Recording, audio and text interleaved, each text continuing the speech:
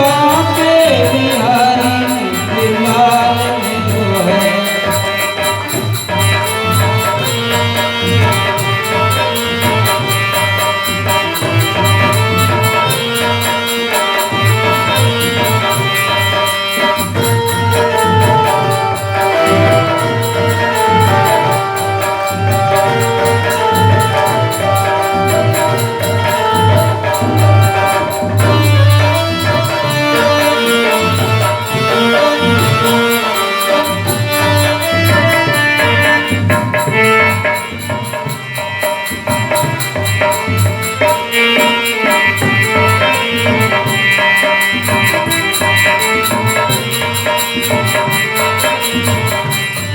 बोलो बाके बिहारी लाल की जय। ये महारास की लीला आपने श्रवण किया। महारास लीला में काम भाव का प्रवेश है। ये जो गोपियां हैं ये स्त्रियां नहीं, ये तो अनेक जन्मों तक इन्होंने ऋषि मुनियों ने भजन किया, तपस्या किया, वेद की श्रुतियां हैं, स्वर्ग की देवंगनाएं हैं जिन्होंने भगवान की प्राप्ति के लिए भजन किया, तपस्या किया। तो वही लोग यहाँ पर आकर के गोपियां बनी। तो भगवान लीला पुरुषोत्तम लीला कर रहे हैं, तो उनकी लीला का कभी नकल नहीं उतारना चाहिए। भगवान की लीला सुनने के लिए, क्योंकि जो समर्थवान होते हैं उनमें दोष नहीं होता। समर्थ को नहीं दोष गुसाई, रवि पावक सुर सर की नाय। अग्नि में सब चीज डाल दिया जाता है, अग्नि जला देती है। सूर्य भगवान शुद्ध अशुद्ध सभी का रस सोख जाते हैं, लेकिन उनको दोष नहीं लगता। तो भगवान सामर्थ्यशाली हैं, इसलिए उनको दोष नहीं। इस तरह से महाराज की लीला हुई। इसके बाद सभी ब्रजवासी एक दिन अंबिका जी के मंदिर में गए दुर्गा जी का पूजन करने के लिए, और सबने इस भावना से पूजा की कि कन्हैया हमारे आनंद बन जाए। हमारे ब्रजवासी केवल कन्हैया के लिए सब काम करते हैं, कन्हैया सुखी रहे इसी के लिए सब काम करते हैं। तो माँ दुर्गा के चरणों में वंदन किया। रात्रि में सब लोग सो रहे थे, एक अजगर आया और अजगर ने नंद बाबा को निगलना शुरू कर दिया। तो नंद बाबा सभी गोप लोग जलती हुई लकड़ी से पीटने लगे, लेकिन नहीं छोड़ा।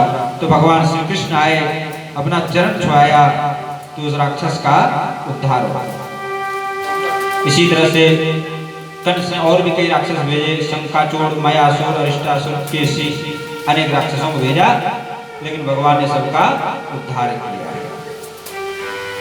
इस तरह से ये सुंदर लीला आपने सुना। भगवान नित्य प्रति गाय चराने के लिए जाते हैं वन में, और शाम के समय जब गोधनी बेला होता है तब भगवान लौट करके आते हैं। सभी गोपियां बाट देखती हैं भगवान के आने की, और जब सायंकाल भगवान आते हैं तो सब लोग दर्शन करके अपने हृदय के पीड़ा को शांत करते हैं। ये नित्य का कर्म है। और वन में भी अनेक लीलाएं होती हैं।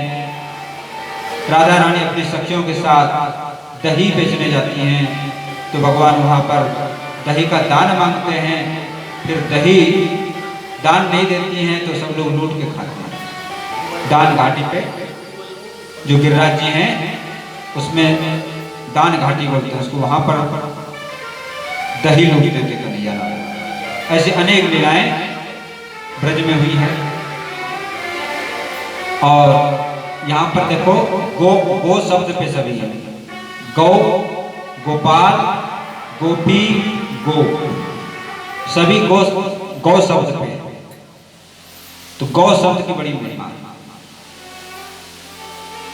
भगवान विष्णु क्षीर सागर में शयन करते हैं। क्षीर सागर क्या है? गाय के दूध से बना है, उसका नाम है क्षीर सागर। क्षीर सिंधु बोलते हैं उसको। तो गोलोक। और भगवान श्री कृष्ण की जो नित्य लीला धाम उसका नाम है गोलोक। तो जब जब पृथ्वी पर दुष्टों का अत्याचार होता है तब तब जो है पृथ्वी गाय का रूप धारण करती है। गाय का रूप धारण करके आती हैं, करुणोपकार करती हैं। तो भगवान का जो अवतार होता है इस पृथ्वी पर गाय की रक्षा के लिए। जब जब भी भगवान अवतार लेते हैं, विप्रधेनु सुर संत ही लेन मनुज अवतार। विप्रधेनु यानी गाय, गौ माता की रक्षा के लिए पृथ्वी पर भगवान अवतार धारण करते हैं। तो भगवान श्री कृष्ण ने भी यहाँ पर गाय चराई है, अनेक लीलाएं की हैं। बचपन से ही पहले बछड़ा चराया, फिर गाय चराया और वन में अनेक लीलाएं की हैं। छोटी अवस्था में एक दिन हट पड़ गए, मैं तो दूध दूंगा, गौ दोहन करूंगा। तो नंद भवन को सजाया गया, मंगल वाद बजने लगे, मंगल गाने होने लगे। ब्राह्मणों ने गौ पूजन किया और दोहिनी थमा दी कृष्ण के हाथ में। अपने आप से दूध झरने लगा। कन्हैया का दर्शन करने से, गौ माता का स्तन में से अपने आप से दूध झरने लगा। उसके बाद गिरिराज गोवर्धन भी उठाया भगवान ने गौ के लिए। और फिर गोपाष्टमी के दिन गोपाल बने भगवान। इस तरह से गौ माता के लिए ही भगवान का अवतार है। तो हम लोगों को भी चाहिए कि तन मन धन से गाय की सेवा करें, अन्य खर्चों को कम करें। हम लोग अधिकतर जो है धन का दुरुपयोग करते हैं, अपने सुख भोग ऐश आराम में विलासिता।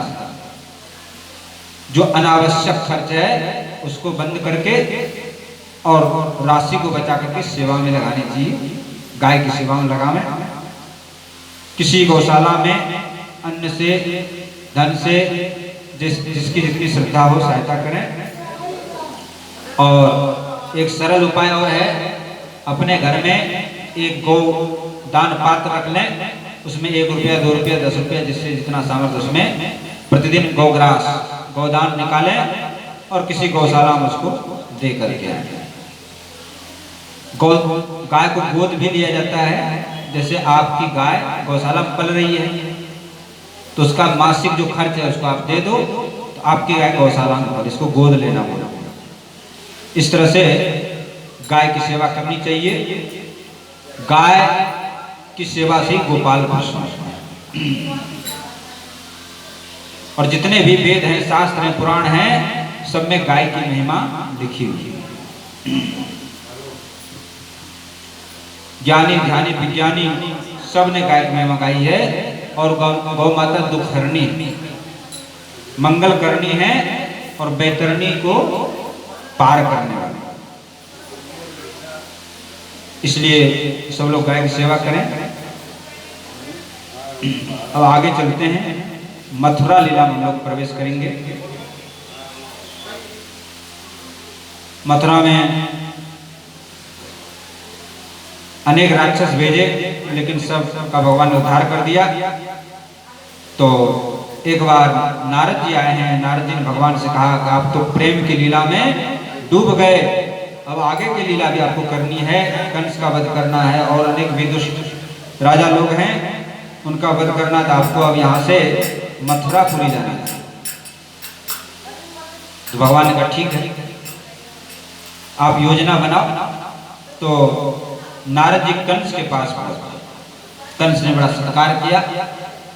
कंस के गुरुदेव है नारद जी, और सत्कार करके कहा कि जो है ये जो कृष्ण बलराम हैं ये देवकी के ही पुत्र हैं।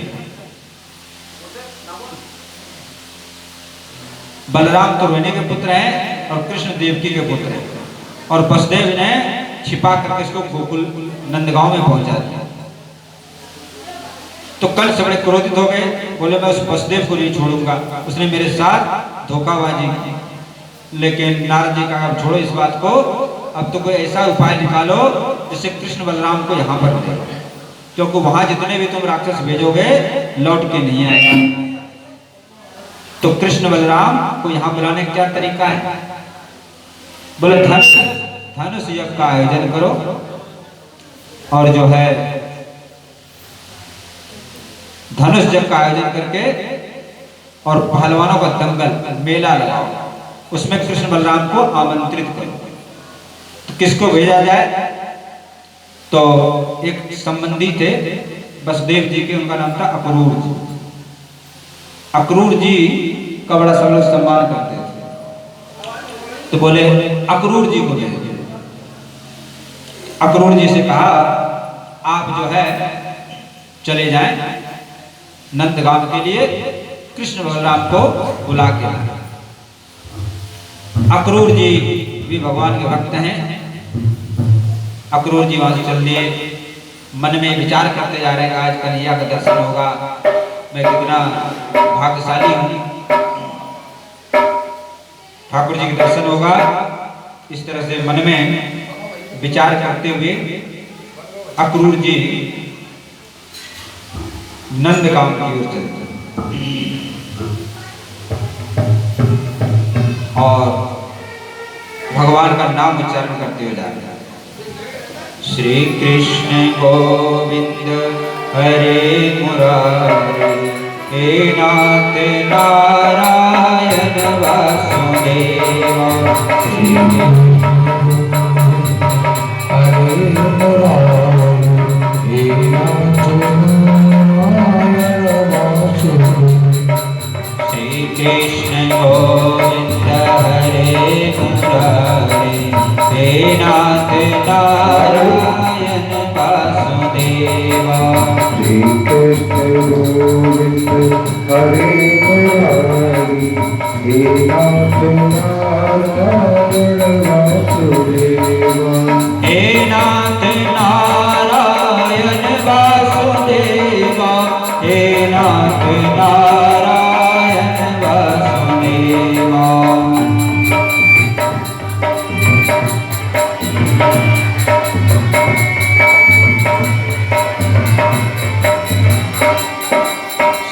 कृष्ण गोविंद हरे मुरारी, हे नाथ नारायण वासुदेव। सब लोग बोले श्री कृष्ण गोविंद हरे मुरारी, हे नाथ नारायण वासुदेव।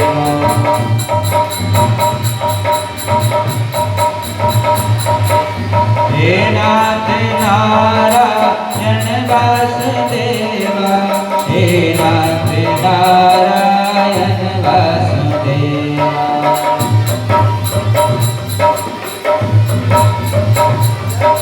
श्री कृष्ण गोविंद हरे मुरारी, हे नाथ नारायण वासुदेव। श्री कृष्ण गोविंद हरे मुरारी, हे नाथ नारायण वासुदेव।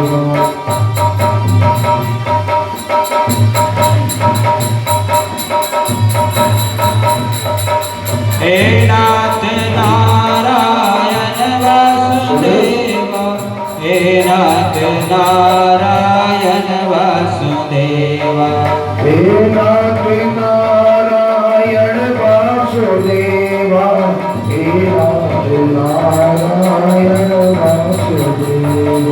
श्री कृष्ण गोविंद हरे मुरारी, हे नाथ नारायण वासुदेव। तुमो की साथी सखा हमारी, तुमो की साथी सखा हमारी, हे नाथ नारायण वासुदेव। श्री कृष्ण गोविंद हरे मुरारी, हे नाथ नारायण वासुदेव। श्री कृष्ण गोविंद हरे मुरारी, हे नाथ नारायण वासुदेव। श्री कृष्ण गोविंद हरे मुरारी,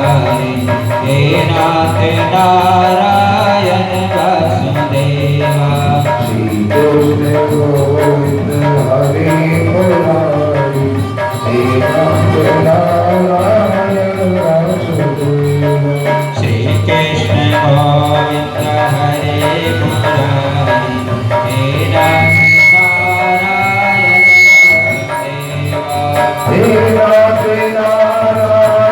वासुदेवा हे नारायण वासुदेवा हे नारायण वासुदेवा हे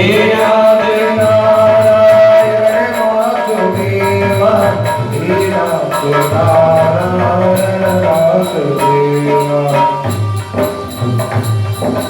हरे मुरारी हे नारायण वासुदेवा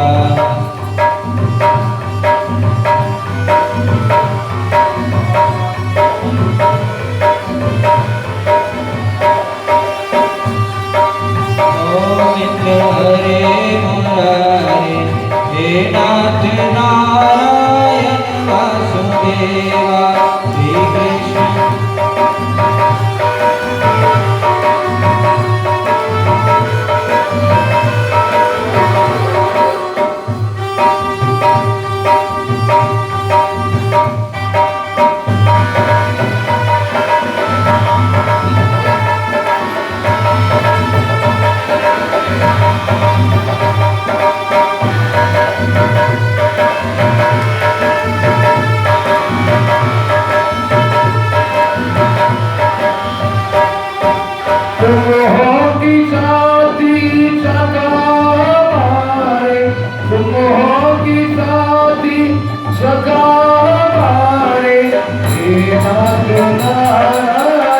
वासुदेवा श्री कृष्ण गोविंद हरे मुरारी हे नारायण वासुदेवा कृष्ण गोविंद हरे मुरारी हे नाथ नारायण वासुदेवा श्री कृष्ण गोविंद हरे मुरारी हे नाथ नारायण वासुदेवा श्री कृष्ण गोविंद हरे मुरारी हे नाथ नारायण वासुदेवा हे नाथ नारायण वासुदेवा हे नाथ नारायण वासुदेवा हे नाथ नारायण वासुदेवा श्री कृष्ण गोविंद हरे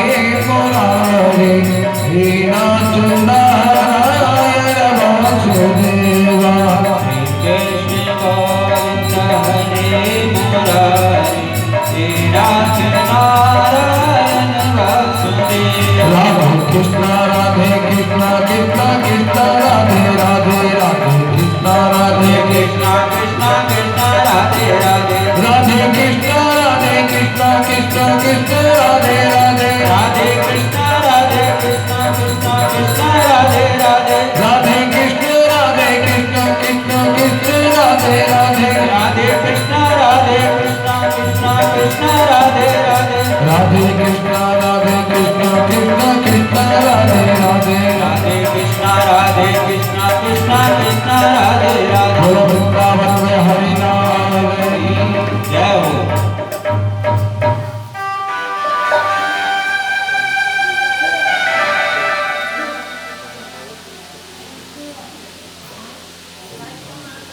देखिए एक भक्त हमारे रूपेंद्र भाई साहब के घर से पिंकी सोनी जी, उन्होंने भी गौ माता की सेवा के लिए 501 रुपए अपनी इस चंचला लक्ष्मी में से ठाकुर जी के सानिध्य में ये दान दिया है। ठाकुर जी उनके भजनाम है। बोलो गौ माता की।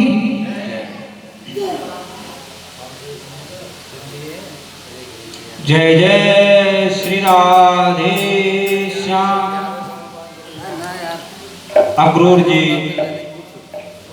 सुबह निकले हैं वहां से मथुरा से, लेकिन रास्ते में ही भगवान का स्मरण करते हैं कि मैं वहां पर पहुंचूंगा और हमको चाचा बोलेंगे, प्रणाम करेंगे और मैं उनका सुंदर मुखारविंद देखूंगा तो समाधि लग जाती है, रथ रुक जाता है, फिर थोड़ा सा होश आता है, फिर चल देते हैं। तो सुबह के निकले, शाम को जाकर के पहुंचे जो है नंदगांव। उस समय भगवान कृष्ण बलराम गाय चरा करके लौट गए। तो और इधर अक्रूर जी ने देखा कि भगवान के चरण चिन्ह ब्रज रज में हैं, तो उनमें लोट-पोट होने लगे। चरण भगवान के चरणों को बार बार साष्टांग प्रणाम किया और जैसे ही भगवान मिले तो भगवान ने जैसे उनकी मन में इच्छा थी उनको चाचा जी कहा और उनके चरणों में प्रणाम किया। उसके बाद अक्रूर जी नंद बाबा के पास गए और जाके कंस का संदेश सुनाया कि कृष्ण बलराम को मथुरापुरी बुलाया, वहां पर धनुष जग का मेला है और पहलवानों का दंगल होगा, उसमें कृष्ण बलराम नंद बाबा सभी गोप लोग पहुंचे। ये समाचार पूरे ब्रज में फैल गया। सभी गोपियां, जसोदा मैया सब दुखी हो गए। इधर भगवान श्री कृष्ण मथुरा जाने की तैयारी करने लगे और नंद बाबा बड़े भोले भाले हैं, उनको ये पता नहीं है कि कंस ने क्या जो है षड्यंत्र रचा है, क्या जाल रचा है, उनको छल कपट का पता नहीं है। उन्होंने सोचा चलो प्रेम से राजा ने बुलाया है तो चले चलते हैं। और नंद जी को आनंद हुआ क्योंकि किसी ने, ज्योतिषी ने कहा था कि तुम्हारा बेटा किसी दिन राजा बनेगा। तो नंद बाबा सोच रहे शायद कंस हमारे पुत्र को राजा बनाना चाहते हैं। तो नंद बाबा बड़े खुशी हुए। 11.5 वर्ष के कन्हैया हो गया। तो नंद जी ने अक्रूर से कहा कि मेरी बहुत दिन से इच्छा थी कि मथुरा चलूं और कंस का आमंत्रण आ गया है तो दोनों बालकों को मैं लेकर के आऊंगा। मैं तो गाड़ी में बैठूंगा और आप जो रथ में, हमारे बालकों को रथ में बैठाएंगे। कन्हैया के सखा मंडली इकट्ठा हो गए, सब कहने लगे भैया हम भी चलेंगे तुम्हारे साथ, क्योंकि यहाँ वहाँ पर कन्हैया के साथ कौन खेलेगा, तो खेलने वाला भी साथ में चाहिए, तो हम लोग भी साथ में चलेंगे। नंद बाबा ने कहा कि जाओ अपने घर में जाकर के अपने मैया बाप से पूछ के आओ। तो सब ने जाके पूछा, बोले ठीक है, सब ने कहा ठीक है कन्हैया के साथ चले जाओ। सब लोग तैयार हैं। तो इधर नंद बाबा और जो ग्वाल वाले हैं इनको तो आनंद है, लेकिन जसोदा मैया ने जैसे सुना कि कल कन्हैया मथुरा जाने वाला है तो मैया का हृदय भर गया, व्याकुल हो गई। नंद बाबा को समझाने लगी कि आप कन्हैया को मत ले, क्योंकि उसके बिना मैं जीवित नहीं रह पाऊंगा, वो मेरे आंखों का तारा है और ये अक्रूर तो लगता है कि मेरा काल बन के आया है और मथुरा में जाने के बाद पता नहीं कन्हैया लौट के आएगा कि नहीं, और वहाँ उसको कौन संभाल करेगा। यहाँ तो मैं सुबह भूख लगता है जब मैं इनको माखन देती हूँ, मना मना के खिलाती हूँ, तो मैं कृष्ण को मथुरा नहीं जाती। नंद जी ने कहा कि कब तक तुम इसको घर में रखोगे, भाई इसको आगे चल के राजा बनना है तो थोड़ा इसको राजकाज की बात सीखनी चाहिए। तुम चिंता मत करो, 2-4 दिन मेला दिखा करके साथ में ले आएंगे। और नंद बाबा को पता नहीं है कि मेला देखने जाएंगे तो वहीं रह जाएंगे। अब नंद बाबा सो गए, लेकिन जसोदा मैया को नींद नहीं आई। बार बार कन्हैया के देखती है, माथे पे हाथ फेरती है, प्यार करती है कि आज कन्हैया मेरे पास है, कल नहीं रही। माँ को नींद नहीं आई, मन करता कि रोएं, लेकिन वहां पर कैसे रोएं, कन्हैया जग जाएगा। तो वहां से निकल आंगन में बैठ गई, वहां जाके रोने लगी। कन्हैया अपनी खुल गई, कन्हैया ने कहा माँ कहाँ गई, वहां नहीं है। तो आंगन में आए, जगह अकेली बैठ करके रो रही। तो कन्हैया माँ जसोदा गोद में बैठ गए, बोले मैया तुम्हारे आंख में आंसू आ रहा है, इससे मेरे दुख हो रहा है, मैं तो तुम्हारा बालक हूँ, तुम जो कहोगी वो मैं करूंगा, तुम रो मत। जसोदा मैया ने लाला को छाती से लगा लिया, बोले बेटा क्या करूं, तुम मथुरा जा रहे हो, तुम्हारे बिना मैं कैसे जीवित रहूं। तो कन्हैया कहने लगे मैया चिंता मत करो, मैं जाऊंगा तो जरूर, लेकिन लौट के भी आऊंगा। तो मैया ठीक है बेटा, बस मैं यही चाहती थी कि तुम आना जरूर।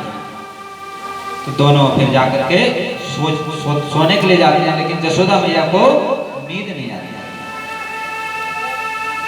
इधर मथुरा में वसुदेव और देवकी भी कन्हैया का दर्शन करने के लिए व्याकुल हैं, तो भगवान को उनको भी दर्शन देना है। प्रातः काल हो गया, जसोदा मैया लाला को जगा रही हैं, स्नान कराया, सुगंधित तेल लगाया, पीतांबर बनाया, सुंदर श्रृंगार किया है कन्हैया का और माँ का अंतिम श्रृंगार है। बार बार मुख को देखती हैं कि पता नहीं अब कब मैं कन्हैया को देख पाऊंगा। माँ का आंख में आंसू आ गए, तो जसोदा माँ देखती कि मैं रोऊंगी कन्हैया को दुख होगा, आंसू को रोक देती। इधर अक्रूर जी रथ को सजा के खड़े हो गए। गोपियों को पता चला, सभी गोपियां दौड़ दौड़ करके आई हैं और राधा रानी भी आई। राधा रानी ने जैसे सुना तो मूर्छित होकर गिर गई। भगवान श्री कृष्ण वहां से निकले और राधा रानी को सचेत किया और कहने लगे हे किशोरी जी, आपकी कृपा से मैं आगे का लीला कर पाऊंगा, अब मुझको जाने की आज्ञा दो, क्योंकि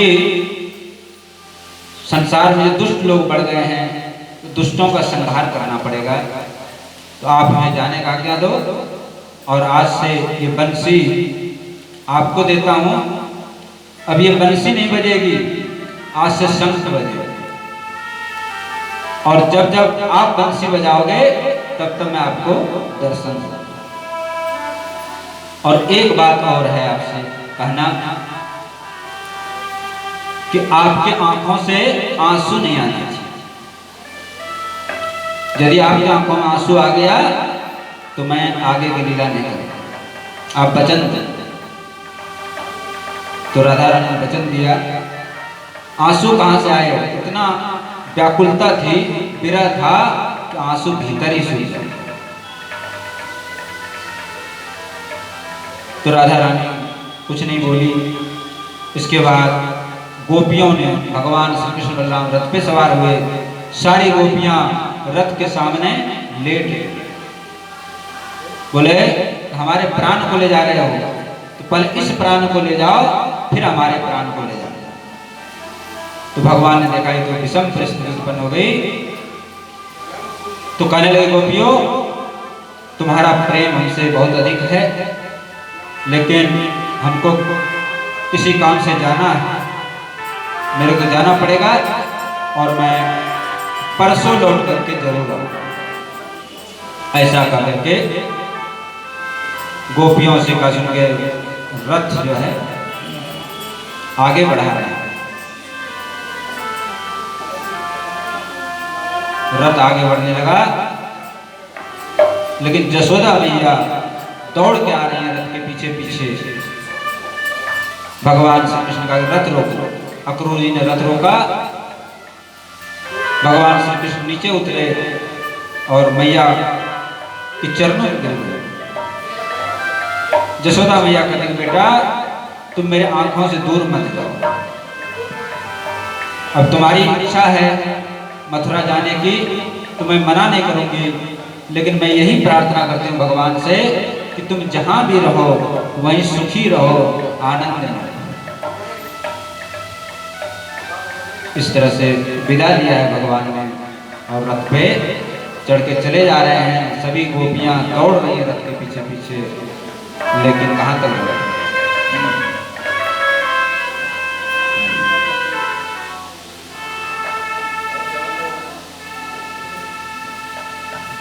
जसोदा मैया ने श्री कृष्ण का हाथ बलराम जी के हाथ में दिया और बलराम जी का बेटा अपने छोटे भाई को संभाल कर। ये बड़ा हठी स्वभाव का है, हट करता है, तुम ही इसको समझा सकते हो, हमारे लाला को तुम संभालना।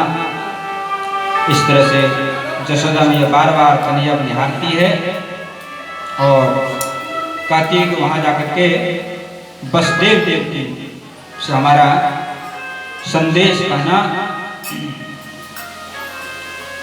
संदेशो देवकी सो कहियो, संदेशो देवकी सो कहियो।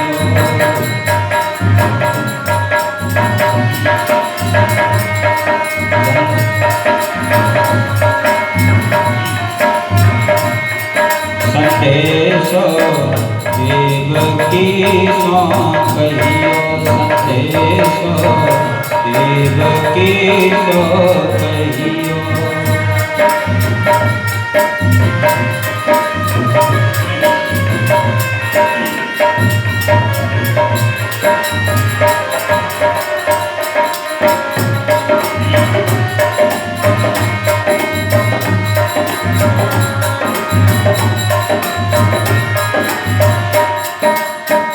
हाँ तो धाय तुम्हारे सुत की, हाँ तो धाय तुम्हारे सुत की, माया करत नित रहियो,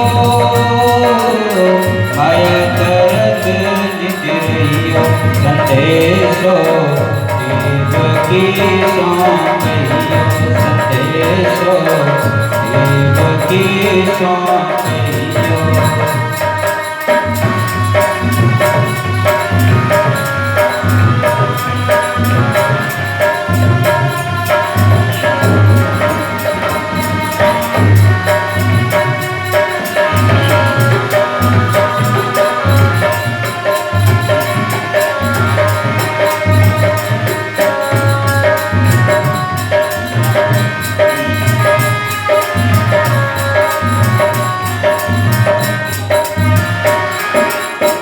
यद्यपि देव तुम जानत उनकी, तो मोहि कहि आवे।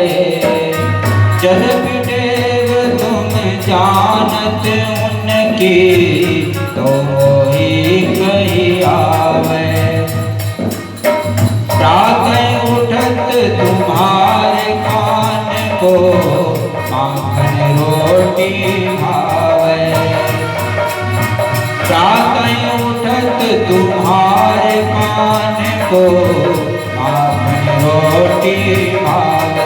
संदेशो देवकी सो कहियो, संदेशो देवकी सो कहियो।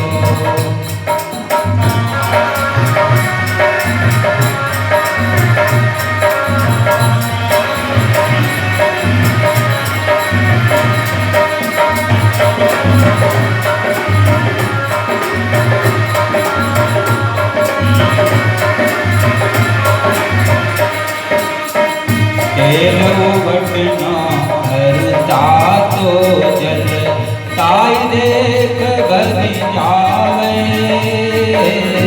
तेल को बटना हरता तो जल, ताई देख बन जावे। जोई जोई माँ